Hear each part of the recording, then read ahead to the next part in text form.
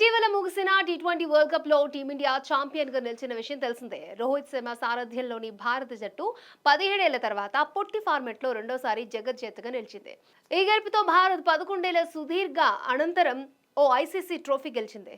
భారత జట్టు చివరిసారిగా 2013లో ఐసీసీ ఛాంపియన్స్ ట్రోఫీని సాధించింది. మళ్లీ ఇన్నాళ్లకు టీమిండియా రోహిత్ నేతృత్వంలో ఐసీసీ ట్రోఫీని కైవసం చేసుకుంది. టీ20 వరల్డ్ కప్ గెలవడంతో భారత క్రికెట్ ఫ్యాన్స్ ఆనందానికి అవధులు లేకుండా పోయాయి. భారత్ ట్రోఫీ గెలిచిన 2 వారాలు గడిచినా విజయోత్సవ సంబరాలు ఇంకా జరుగుతూనే ఉన్నాయి.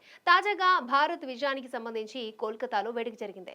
ఇందులో ముఖ్య అతిథిగా టీమిండియా మాజీ కెప్టెన్ సౌరవ్ గంగూలీ హాజరయ్యారు. ఈ సందర్భంగా గంగూలీ టీమిండియాను ప్రశంసలతో ముంచెత్తాడు. ముఖ్యంగా కెప్టెన్ రోహిత్ శర్మను ఆకాశానికి ఎత్తాడు.